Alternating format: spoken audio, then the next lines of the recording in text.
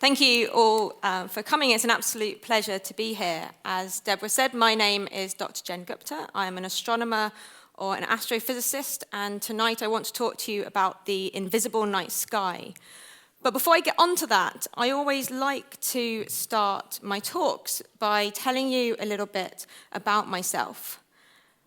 I've always really loved science. I've always really loved being very curious about the world and trying to understand what's going on out there. I sometimes made my dog join in. I think this was us doing our Bird Watchers Brownies badge together. But there's quite a few young people in the audience tonight, and so I want to tell you a little bit about how I ended up where I am, because I didn't always want to be a physicist. I didn't always want to be an astrophysicist. I loved pretty much all subjects when I was at school, in particular music. So I played the piano from quite an early age. Later on, I took the drums up, drum kit, playing in some punk rock bands. But at school, I liked, as I said, most subjects: geography, music, science, English, maths. And it wasn't really until I got to sixth form, to college, that I decided that I wanted to do physics. But even then, I did physics, chemistry, and maths, and music. And I had a bit of an internal struggle as to what I wanted to do at university, eventually settling on physics. So to all the young people in the audience, it's fine if you have no idea what you want to do with your life yet. A lot of people who are in my position, you meet them and they've wanted to be an astronomer since they were 5, and of course there's nothing wrong with that. But at the same time, if you have no idea what you want to do, just keep doing all the subjects that you enjoy and the ones you don't enjoy, because you might end up loving them. When I was 18, I hated giving talks, and now I'm standing here in front of you, so you never know what will happen. But as I said, I did my A-levels at Peter Simmons College, decided on physics in the end, and went on to study physics with astrophysics at undergraduate level at the University of Manchester. This is me at the Jodrell Bank Observatory with a 7-metre telescope there. I stayed at the University of Manchester and did my PhD in the Jodrell Bank Centre for Astrophysics, where I studied these kind of galaxies, what we call active galaxies, and I'm going to talk about those in a bit more detail later on.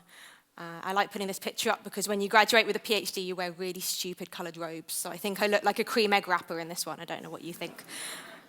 And then from Manchester, I went on to the University of Portsmouth, where I've been since 2012, working as the outreach officer for the Institute of Cosmology and Gravitation. So my job is to do things like this, to come out and talk to the public about astrophysics and cosmology, and to encourage our researchers in the department to do the same, to come and share their research with the wider world. So that's enough about me. We should probably actually talk about the invisible night sky. But I'm going to make you wait even longer before we get onto the invisible night sky. I thought we should probably start off with the visible night sky. So let's hope that when we get out of here tonight, it's clear. It's not cloudy. That's maybe a wishful thought in the UK. But say it's clear when we go outside tonight. What are we going to see in our visible night sky? Who has any ideas? Yeah? Stars, that's right. Anything else? You had another hand up there. Yeah. The moon, yeah, there's one more thing we might see, 1 or 2 more things, yeah. The distance between the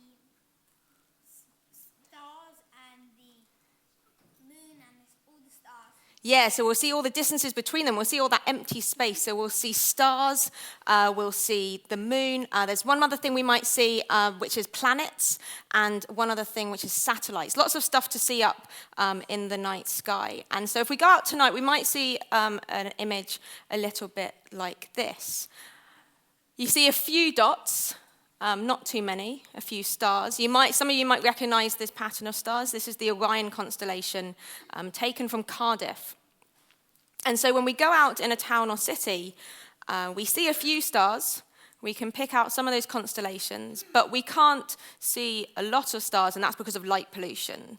So all that light that we make as human beings, our street lights, our house lights, our car lights, all of that light adds up to drown out the light from the fainter stars. You can see that on this image as well. At the bottom, you can make out this orangey glow. That's the light coming from Cardiff. As we said, you can also see planets. I think tonight we can see Jupiter, so have a look out for that as well. It will look like a very bright star, but it won't be twinkling.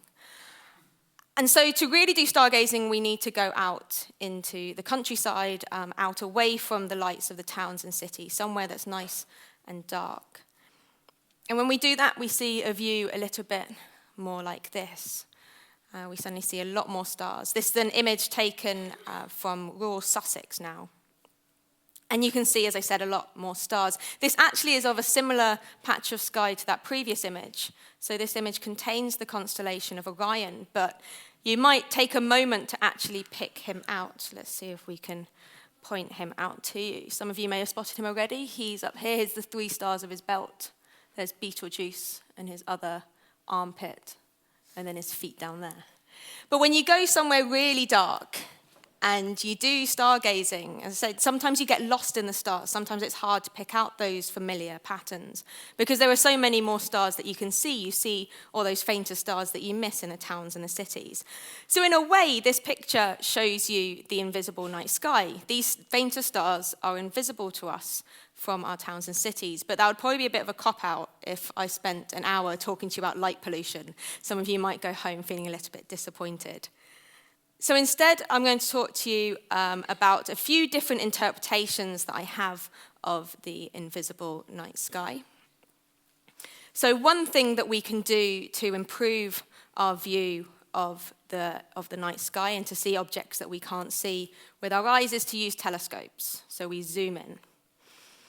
So when you go out at night, you might see objects like this. So this picture has the moon, and it has 2 bright stars up there. The higher one is the planet Venus, and the lower one is the planet Jupiter.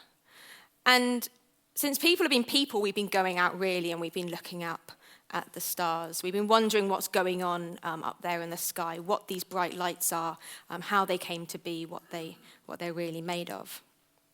But it wasn't until 1609 when astronomers like Galileo first pointed telescopes up at the night sky that we really started to get an understanding of what it was all about. So this picture shows, we've got Galileo on your left, and then on the right is a photo of a couple of his primitive telescopes in a museum, but they were revolutionary at the time. And so Galileo pointed his telescopes up over 400 years ago at the moon and at Jupiter. And so this picture on the top shows you is part of his sketches of what he saw when he looked up at Jupiter. He saw Jupiter, that circle that he's drawn, and he saw these dots of light on either side, which he's drawn in sort of asterisks here. And as he watched them night after night, he noticed that their positions changed and realized that these must be objects going around the planet Jupiter. These were moons of Jupiter. And the image on the bottom is what you might see when you look up at Jupiter, maybe through some powerful binoculars or a small telescope. That's about the level of telescope that I own will give you detail like that. And you can see these moons and you can watch them changing night after night. But we can see even more detail by getting better telescopes. These pictures are from amateur telescopes, the kind of telescopes that you might have in your back garden, showing you the increasing level of detail you can get as you push your telescope to its limits and do some post-processing on a computer. And then, of course, we go to our professional telescopes and up to the best optical telescope that we have, the Hubble Space Telescope. And we see incredible levels of detail on this planet that just looks like a faint speck of light to us when we look with our eyes. We see these cloud bands, we see storms raging on the planet. And so what we do with these telescopes is we basically collect more light, and this light allows us to see our fainter objects. Our telescopes have allowed us to discover new planets. Uranus and Neptune, our 2 furthest out planets, are really too faint to be seen with the eye. Uranus is about at the limit that we can see. And so we needed telescopes before we could discover this. Using telescopes, we can go back to those objects that we do see in the sky and really start to work out what they are. So here's our image of Orion again. So we've got Orion's belt here, and then coming down from his belt is what we call Orion's Sword. And can you see this object here? Looks a little bit fuzzy, Doesn't quite look like a star. And you can see that with your eyes. If you're somewhere dark, you can make out that that object doesn't look like all the others. When we zoom in on that with the Hubble Space Telescope, we see that this is a star formation region. I'm going to come back to the Orion Nebula a little bit later on. Another fuzzy patch of light that you might see if you're somewhere really dark is this patch down here that would just look like a faint smudge of light if you look at it out of the corner of your eye from somewhere very dark. I've only managed to see it once. But we zoom in on this and we realize that it's an entire other galaxy. It's the Andromeda Galaxy, a collection of 100,000 million stars all held together by gravity. And of course, it wouldn't be an astronomy talk if I didn't show you some of the stunning, genuinely awesome images that the Hubble Space Telescope has taken of areas where stars are forming, of galaxies that are going through car crash mergers, and different kinds of galaxies that we see as we look around there.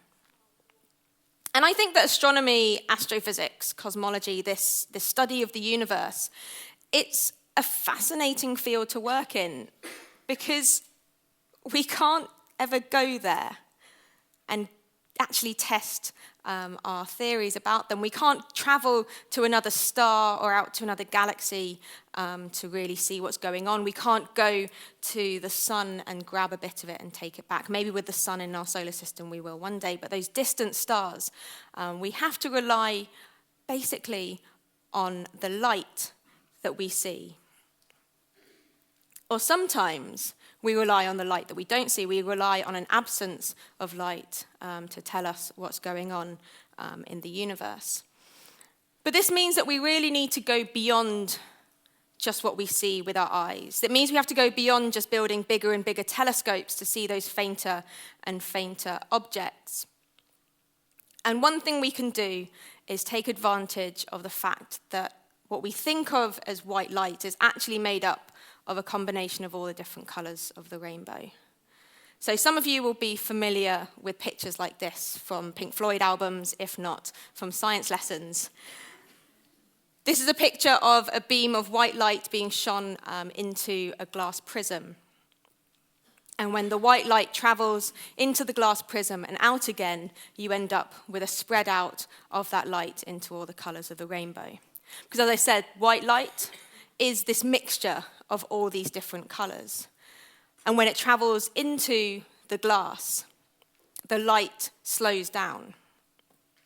But the different colours of light slow down by different amounts, so they get bent by different amounts as they go in, with the violet light slowing down the most and the red light not slowing down as much. And so you get this spread out of colours. Now, this is our rainbow of our white lights, but not all lights are made up of all these different colours of the rainbow, and we're going to see that in a second. So I'm going to ask our volunteers if they can start handing out some glasses to you. So instead of giving you all a prism or just working with a prism here on the desk, you're going to get some what we call diffraction grating glasses handed out to you. So the plastic in these, basically you can think of them like a lot of different prisms all put together in the glasses. So once you've got your glasses, if you want to fold the sides and put them on, and have a look around. I haven't actually tested this. I'm curious to see what all the lights look like. Have a look around at the different lights that we've got in here. If you're sitting close to the front, particularly the lights lighting you all in the audience behind you look pretty spectacular. So we'll just wait for everyone to get their glasses handed out. All right, so it looks like most people have got their glasses on now. And hopefully you're all seeing rainbows, otherwise something has gone horribly wrong here. So you should all be seeing rainbows like I've got up on the screen at the moment. You can keep hold of these glasses. Please don't look directly at the sun through them. They offer no additional protection when you look at the sun compared to without them, so you would damage your eyesight if you looked at the sun with them. But take them home and have a look through them. So you're seeing that white light is made up of all the different colours of the rainbow, but there's some lights that don't give off all those colours. And so I've got a special lamp here that I'm going to switch on. If we could have the lights down. So have a look at this lamp, but have a look around it. Don't look at the pink in the middle. Have a look around the light. And hopefully around here you're seeing different coloured lines. Some very strong, bright lines of colour. You see, and I'm hearing some whispers of the correct colours. You should be seeing red and turquoise and purple. Hopefully I'm going to get some murmurs of agreement with that. I'll just turn that off for a second so you can see that a little bit better. Can you see that? Cool. All right, if we can have the lights back up. Hopefully you should have seen a pattern like that that's up on the screen now. So this is what's called a spectrum. This lamp here contains hydrogen gas. And what we're doing is we're putting energy, we're putting electricity into the lamp and exciting that gas in this little glass tube there, making it glow. But when hydrogen gas glows, it doesn't glow with all the different colours of the rainbow. It glows this magenta colour. But that magenta colour is made up of red and turquoise and purple light, making up what's called the spectrum of the hydrogen atom. And a spectrum is like a fingerprint. So every element in the periodic table has its own unique spectrum. It's to do with the structure of the atom that makes up that element. And so just by looking at these different patterns, if you look at a gas through your glasses, you can work out what gas you're looking at. And astronomers use this technique called spectroscopy to do our research. We use this to work out what planets and stars and galaxies are made from. It is obviously really useful because we can't go there, as I said, and get bits of them. This technique of spectroscopy was pioneered in part by this astronomer, Lady Margaret Huggins. So she spent most of her life working with her husband, William. They turned their house into an observatory, and they took spectra of stars and nebulae that they saw out there in space. This is from one of their publications back in the 19th century. One of the main pieces of work they did was they created what's called an atlas. They called it the Atlas of Representative Stellar Spectra. So a reference guide for other astronomers to use. So if they went and observed a star, they could compare it to the Huggins's atlas and then work out the composition, what that star was made of. Of course, today we have huge telescopes like this one that take spectra that now look like these graphs on the left. We don't look at the patterns of colours anymore, we turn them into graphs. And this telescope on the screen has taken spectra of over 3 million astronomical objects for a survey called the Sloan Digital Sky Survey. And again, we can't see spectra with our eyes. You needed the special glasses to split the light up into its components. So again, spectra are the invisible universe to us, even though we're using visible light. But we can go beyond that. And what we can do is we look at the electromagnetic spectrum, because what we see as visible light is only part of a continuous spectrum called the electromagnetic spectrum. So if you look through your glasses and you look at a light, and you see your rainbow going from red all the way across to violet, light doesn't end there.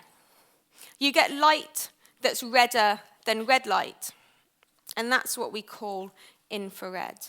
Now, we can't see that, but I have a special camera here that can. So let's see if we can take a look at you all in infrared. All right, let's have a look at you all.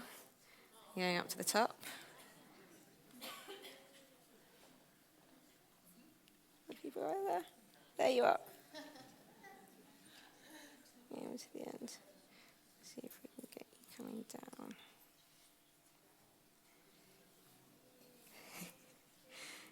I feel like we should have done a Mexican wave, but we didn't plan this.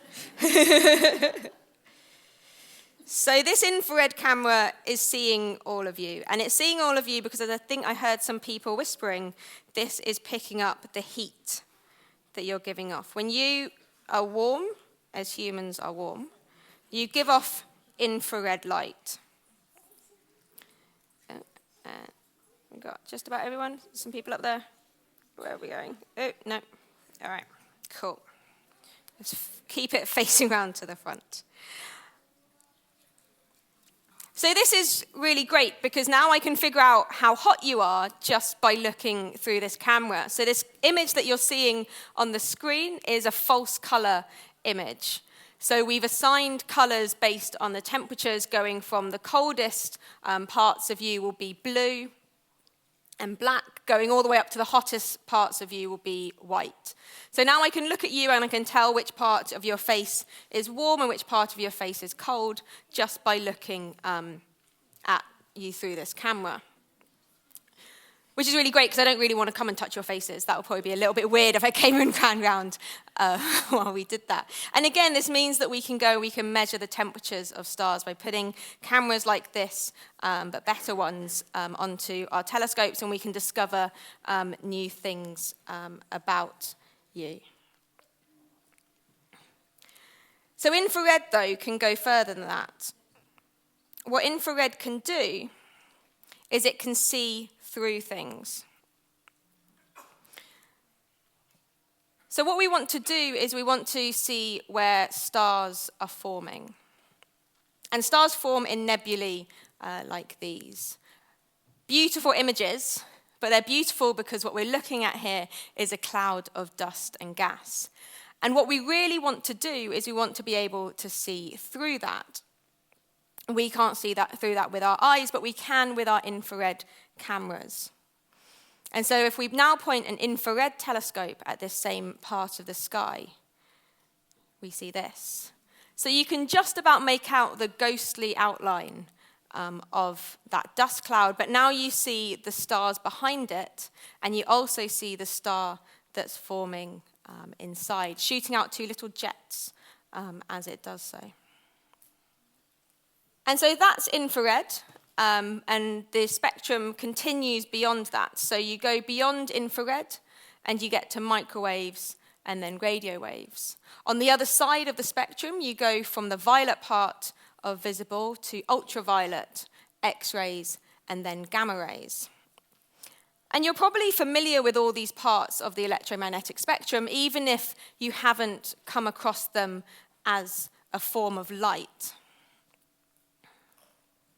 We use radio waves for communication and for entertainment. Satellite television, GPS, your mobile phone all use these radio waves. We use microwaves in microwave ovens to excite the water molecules in your food to heat up your food. Infrared, we've already seen, we use for night vision. If you ever watched any police TV shows, they normally do a late night helicopter chase, searching for your criminal on the run using a thermal camera. On the other side, ultraviolet is, of course, that UV light coming from the sun that means that we push our sun cream on, or means that some people go and sit and lie in tanning beds to get a better tan. X-rays we use for medical imaging. If you've ever broken a bone, you will have had an X-ray done, I imagine, to identify where the break is. And I couldn't really think of an everyday use of gamma rays, but if any of you are familiar with the Marvel universe, of course, Bruce Banner turns into the Hulk because he's exposed to gamma rays, which I'm pretty sure won't happen in real life, but there you go. So I thought what I would do for the second half of this talk is sort of talk you through the electromagnetic spectrum. And for each region of the spectrum, I tried to pick an object that we would be able to see with an amateur telescope and then show you what it looks like at the other wavelength. So we'll start off with radio, and radio will probably be the longest section because I am a radio astronomer by training. I love radio astronomy and radio telescopes. And so for radio astronomy, I have picked this object. This is an object called M87, and it's a galaxy. So this is an elliptical galaxy. It looks just like a sort of fuzzy blob of stars, kind of a rugby ball shape of stars that we've got there up in the sky. If you want to find M87, this is a screenshot from Stellarium telling you where you need to look. So this up here is the handle of the plough, going down to Arcturus there, and then we've got Leo the lion over here. And so sort of halfway between Arcturus and Leo, this patch of sky is where you'd find M87. Now you can't see M87 with your eyes, you do need a telescope. And so if you use a telescope, you'll see something like this. But we can zoom in on M87 with our Hubble Space Telescope, and we already see that this galaxy looks a little bit odd. It's got something shooting out from the center that you don't normally get in elliptical galaxies. But it's not until you use your radio telescope that we really can get an understanding of what's going on here. So here now is our radio picture. So just like with our infrared camera where we gave it false color to show how bright you were and how hot you were, here we've got a false color picture with the different colors showing how many radio waves are coming to you from that part of the sky. So the most radio waves are coming from the areas that are red, and then going through to yellow, green, and then finally blue as the background where there's not really any radio waves coming from it.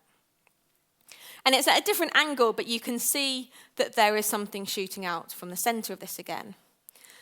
And M87 is what we call an active galaxy, the kind of galaxy that I studied for my PhD. And galaxies are active because of their black hole. So every galaxy, we think, has a supermassive black hole in its center. A black hole that would be from 1 million to 1 billion times the mass of the sun, over 1 billion times in some cases. And in most galaxies, like the Milky Way, that black hole doesn't really do anything. We know it's there, but we don't see any activity from it. But in galaxies like M87, the black hole in the center is actively eating up matter around it. Stuff is falling into the black hole, and this creates a lot of energy. You get this disk of material swirling round the black hole as it falls in, and that creates friction. And just like if you rubbed your hands together, you'd warm them up, and then you'd be brighter in infrared.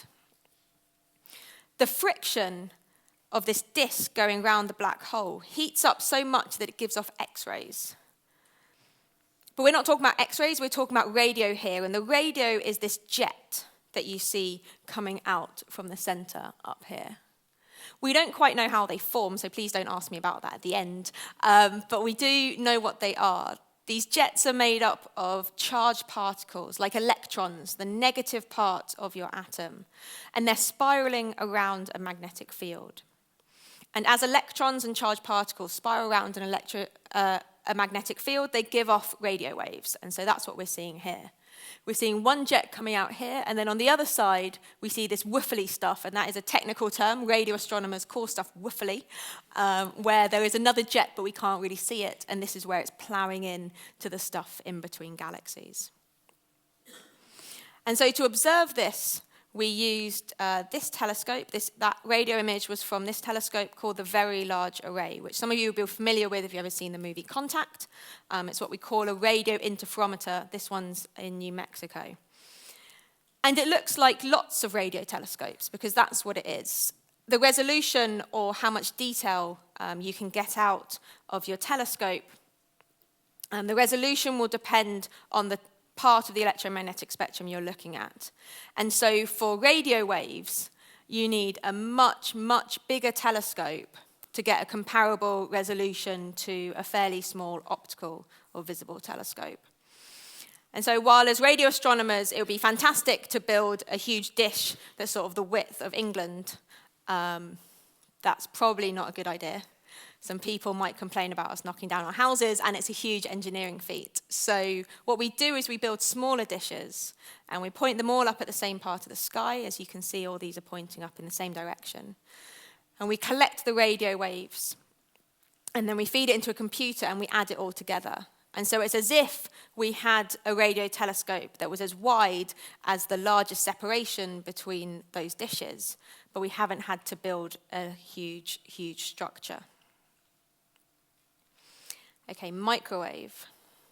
So for microwave, I've cheated a little bit. I want to talk to you about the entire sky. So I said that we were going to talk about objects that we could see with telescopes. This is something we can see with our eyes, the entire sky. So this is an all-sky image taken by someone called Nick Reisinger. And it looks a bit odd. You might be wondering how on earth this is an all-sky image. But imagine that you go to every part of the world and you take a photo looking directly up. What you've essentially done is taken pictures of the entire of a sphere that surrounds the Earth, the inside of a sphere surrounding the Earth. And so you can put those all together, and just like we can take a globe and we can unfold a globe to make a map of the world, we can unfold this globe of the sky to a two-dimensional picture of the entire sky. And so that's what Nick has done. He's gone to various places around the world, taken observations, and stitched them all together. And so we can do the same thing, but with our microwave telescopes, and this is what we see. So this is from a satellite called the Planck satellite. And what you see is a long line of stuff in the middle and coming out. This is our Milky Way galaxy. So this in our optical picture, this is us looking through our galaxy, and it's the same in this picture here. But what we actually are interested in for this image isn't the Milky Way galaxy. We don't really care about the microwaves coming from the Milky Way. What we care about is that speckly stuff that you can see at the top and the bottom of the image. So people have spent a lot of effort subtracting, taking away the galaxy and all those other galaxies that is accidentally observed in the microwave. You subtract all of that, you spend a lot of time, quite a few of my friends worked on this, you spend a lot of time getting rid of all that rubbish of our galaxy, and you end up with a picture like this. And so this is that background hum, that background noise in the microwave. But it's not really noise. What this is the oldest light that we can observe in the universe. This is a picture of something called the cosmic microwave background radiation. It's light that was emitted 380,000 years after the Big Bang. So before that time, the universe was a bit like a fog. So if you imagine a fog, you have light trying to travel through the fog, but it hits a fog particle and bounces off in another direction. And so you can't really see through your fog. The very early universe, before 380,000 years after the Big Bang, instead of having atoms that we're all made of, those atoms were split up into their components. So you had your nucleus made up of your proton and your neutron, the positive and the neutral part, and then you had your electrons, your negative part of the atom. They weren't combined, they were separated. And so when light hits into a charged particle, again, it will bounce off into another direction. So no light could travel out freely through the universe. 380,000 years after the Big Bang, the universe had cooled down enough that those components could come together. They could form our neutral atoms. And so for the first time, light streamed out through the universe. And this is that light that has been streaming out ever since. We can think of this light as having a temperature, and this light is really, really cold. This light is 2.7 degrees above absolute zero. So it's what we say is 2.7 Kelvin. And we see it in all directions. We see it no matter which direction we look in.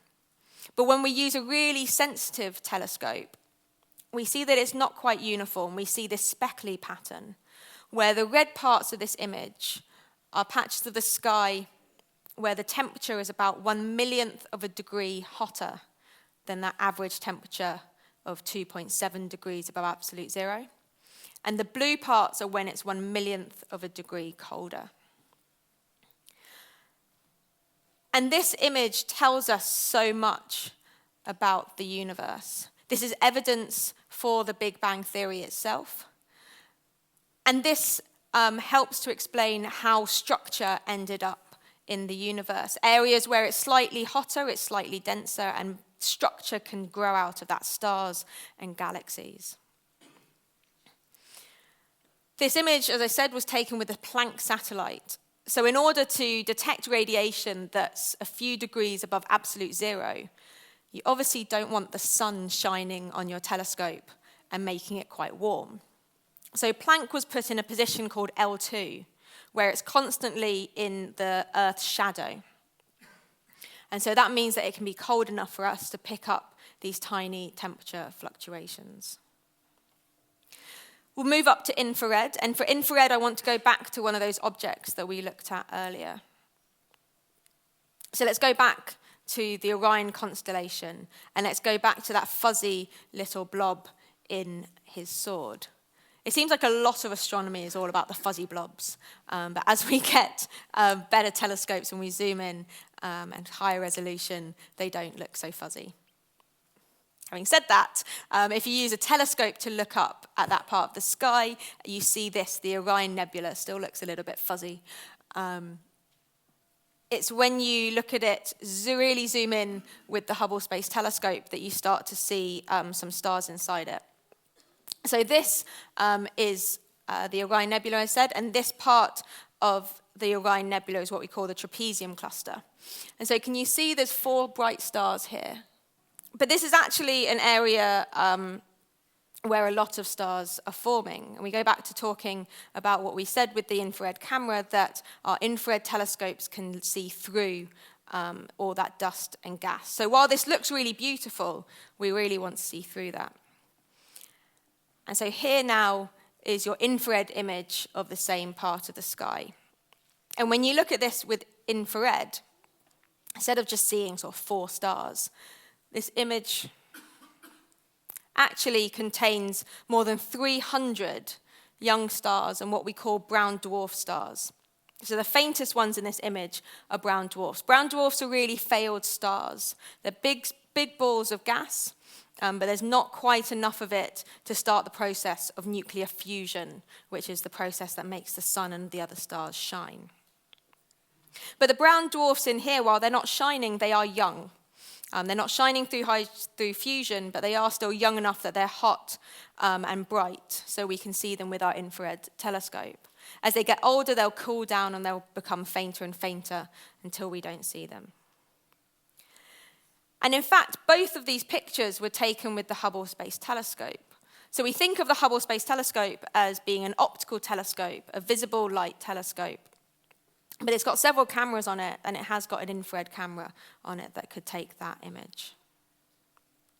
All right, we'll skip over the visible, because we looked at the visible universe quite a bit. And we'll go up to the other end now, which is the ultraviolet. And the ultraviolet, again, we're going to go back to one of those images, one of those objects that I talked about before, which is yet again another fuzzy blob, the Andromeda Galaxy. So we saw this right at the start when I was talking about telescopes. But as I said then, if you go to a really dark area and you look in this patch of the sky, so let's have a look at where we are right now. This is the constellation of Cassiopeia. And so you can use these 3 stars as an arrow to point you to this patch of the sky. Here's a square of Pegasus. And as I said earlier, if you go somewhere really dark and you look at that part of the sky out of the corner of your eye, you might just see this faint smudge of light. And I've only seen it once. And if you do see it, you'll probably think it's really disappointing. And you'll wonder why on earth people go on about trying to do this. But it's because this is the furthest thing that we can see with our eyes. Because this is, as I said, the Andromeda Galaxy, or M31, an entire other galaxy. So we live in the Milky Way galaxy. All those stars that we see in the night sky are part of our own Milky Way galaxy. But this faint smudge of light is its own entire galaxy. So when we look at M31 in the visible light, we see it's got what's called the central bulge of stars here, and these spiral arms coming out from it. And in the spiral arms, you can see they're quite dark. There's this sort of track of black going through them. And that's dust. That's dust in the spiral arms, again, where these stars will be forming. So we could, and we do, look at Andromeda in the infrared to look through the dust. But we can also look at Andromeda in the ultraviolet. And when we look at Andromeda in the ultraviolet, we see this. So that central bulge is much less obvious now. And instead you see this ring of blue stars around the center. And the reason we see it like this is because of the types of stars that are in the different types of the different parts of the galaxy. So the central bulge of the galaxy in the optical image, in the visible image, looks more yellowy. And that's because it's made up of older stars that have cooled down and become redder. Whereas the spiral arms, even in the optical picture, look bluer. And that's where our stars are forming. When stars form, they're hotter and they glow blue, which is the opposite to what you think with your taps. So our cooler stars are red and our hotter stars are blue. But that's actually how it is in physics. If you've ever looked at a candle flame, if you look right by the wick, that's where the candle flame will be blue, and that's where it's hotter. And then you have your orangey, red, and yellow flame surrounding it where it's not as warm. So if you haven't ever noticed that, go home and light a candle and have a look at it. And so when we look at the Andromeda Galaxy in the ultraviolet, we're seeing those young stars, those very hot stars that have formed. But we see, as I said, this ring around it. And I'm not quite sure we figured out why there is this ring in particular, where there's so many young stars forming. We don't quite see the same spiral arm structure. So there's something for some of you to grow up maybe to be astrophysicists and figure that out for us. And this ultraviolet image was taken with this telescope. Of course, this is an artist's impression. All the pictures I show you of space telescopes, apart from Hubble, will be artist's impressions of them. This one's called the Swift telescope. It's actually an Xray telescope, but it's also got an ultraviolet camera on it. And to create this picture of the Andromeda Galaxy was actually, I think, a summer student's project, which is kind of neat. So that's the kind of stuff you can do if you ever do summer projects in astrophysics departments. So now we'll move on to Xray. And for Xray, I have picked this object. Oh, look, it's a fuzzy blob. This is an object called the Crab Nebula. And so the Crab Nebula is in this part of the sky. So here's Orion, there's his belt, there's Betelgeuse, and you sort of go up from there, get to this part of the sky. And many of you will probably be familiar with the Crab Nebula, even if you don't realize it, because the Hubble image of the Crab Nebula is one of the most recognizable, most famous astronomical images, I think. So many of you will have seen, hopefully, this picture before. So the Crab Nebula is what we call a supernova remnant. It's what's been left over when a star much more massive than the sun has exploded at the end of its life. And so what we see here is the gas that's been flung out in that explosion. This is actually a supernova that went off. Astronomers observed it. Chinese astronomers observed it in 1054. They suddenly saw what looked like a new star appear in the sky. And we're waiting for that to happen, actually, with Betelgeuse. So one of Orion's armpits, or shoulders, if you don't want to think of them as his armpits, that star is at the end of its life. And it's a much more massive star than the sun, and it is going to go supernova soon. But when astronomers say soon, it could be tomorrow, it could be in 10,000 years. So no one hold your breath on it. But every time I'm out in the winter, because Orion, we see him in the winter night sky, I do always look up at Betelgeuse just to check that it hasn't gone supernova. Because can you imagine how annoyed you'd be if it did go supernova and you were outside and you hadn't noticed? So keep an eye on Betelgeuse for us. The reason I want to show you this object for Xray, though, is not to do with this gas that's flung out, not to do with the nebula, but what's left in the center. So when this massive star explodes, the outer layers, as I said, get flung off in the explosion. This is all the gas that we see spreading out now. But the core of it collapses down, and it condenses down, in the case of this star, into what we call a neutron star. So this is a star that's made up entirely of neutrons, of the neutral parts of the atom. And some neutron stars spin. as this one does. And we can actually see that in the X-ray. So I think this is absolutely incredible because this is the leftover bit of that star. And can you see these two jets coming out of it? This neutron star is spinning, and so it's what we call a pulsar.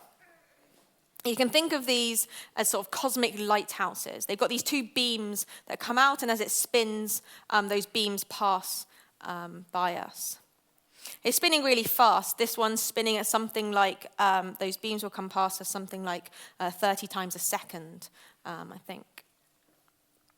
And they spin so accurately that you can time that beam coming past you.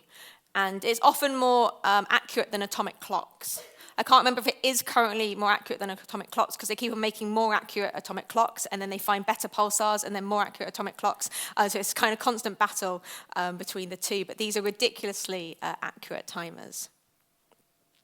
And this was taken with another space X-ray telescope, the Chandra X-ray Observatory. And of course, we have to put these X-ray telescopes in space because our atmosphere stops those X-rays from coming down to us on Earth, which is good because otherwise we'd be fried by the X-rays. And so finally, we move on to gamma-ray astronomy. And gamma-ray astronomy is, in a way, a little bit of a letdown, because gamma-ray astronomy is really, really hard, and so we don't have these high-resolution images taken with gamma-ray. And so for gamma-ray, all I can do really is take us back to the entire sky. And I'm sort of saying this isn't amazing. This is incredible what I'm going to show you, because we're sort of in a new era of gamma-ray astronomy where we're finding more and more objects very rapidly. Because of this. This is an all-sky image taken with a satellite called Fermi. And so again, this false color image, you see the Milky Way looking really bright. The yellow is where the highest intensity of gamma rays is coming from. And it's not that the Milky Way is particularly bright in gamma rays. For a galaxy like the Milky Way doesn't actually give off that many gamma rays. It's just that because we're inside it, we're picking up so much of it. What I find amazing is all the blobs outside, on the top and the bottom. Most of those blobs are galaxies outside of our own galaxy. And these, again, are our active galaxies that we looked at in the radio.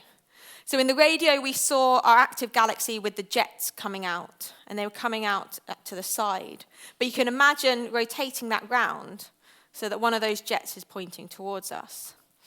And those objects, when you have a radio galaxy but the jet is pointing towards us, is what we call a quasar or a blazar. And that's what the majority of these objects are. Now, I said this is incredible because before Fermi, we sort of knew about maybe 30, 50 of these blazars that had been detected in gamma ray. Fermi has detected over 1,000. So we're really starting to be able to figure out the science behind these objects. And it's really weird because you find that these blazars dominate the gamma ray sky. The majority of those sources, of those objects that you see outside of our galaxy in the gamma ray are our blazars. But we also see that at radio. So you have your two extremes of the electromagnetic spectrum dominated by the same object. So one of the big things that we're trying to do at the moment, and again, the stuff that I work on in my research, is how we marry those two up. How do we get it so that they can be so strong in the radio and so strong in the gamma ray? Something to do with these jets, but we still haven't quite figured it out. And so this is our gamma ray telescope. And I said gamma ray astronomy is really hard, and that's because gamma rays are too energetic. So pretty much all the other telescopes I've shown you basically act like mirrors.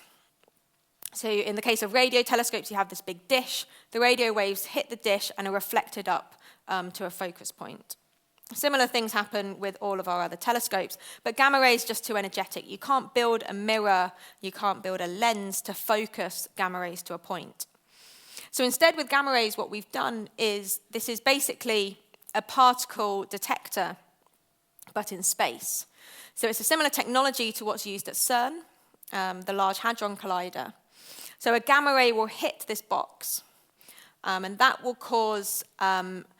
sometimes cause a particle-antiparticle pair to form, so an electron and a positron. And so what you do is you then follow the path of that electron and that positron through the detector until you measure its energy, just like they do at particle accelerators. And so once you know it's the energy of this pair of particles, you know the energy of the gamma ray that created it. And you can track it back through your detector and work out what part of the sky it came from. And so this is really challenging. And this is why it's been so hard to do gamma ray astronomy until now. So that's our electromagnetic spectrum. But I've got one more invisible thing to show you. Because if any of you read the description for this talk, I promised you the sun, and I haven't shown you the sun yet. I saved the sun till the end because I didn't want to show you the sun through the electromagnetic spectrum. What I want to show you is a picture of the sun taken at night. So a picture of the sun that they've taken by looking through the Earth. And this is it. So this is a picture of the sun taken at night by looking through the Earth to the sun on the other side of the Earth. And it's an image made up of detections of what we call neutrinos. These are ghostly particles that are given off by the sun. And they're really hard to detect, so I think this is months and months of observations to get it. But I just think that's really cool, a picture of the sun taken at night. So if you've liked the invisible night sky and you want to go home and have a look at some pictures of it, I would urge you to go and check out a website called Chromoscope. So what Chromoscope does is it lets you scroll through the sky for the different wavelengths. So here we're now going down to radio, and you can move the slider up through microwave, 2 different types of infrared, something we call hydrogen alpha emission, back to the visible, and then the Xray, and finally the gamma ray. And you can move around and you can zoom in and out and stuff like that. So chromoscope.net, I would urge you to all go and have a look at. If you'd like to get involved with some research, then I've got some websites for that as well. At Portsmouth, we're involved with this project called the Zooniverse. The Zooniverse is a collection of citizen science projects where we ask people like you to come and help us with our research. So if you fancy looking at infrared images of the Milky Way, then you can do that in the Milky Way project. We want people to go and look for bubbles, basically, in the Milky Way. So that's at milkywayproject.org.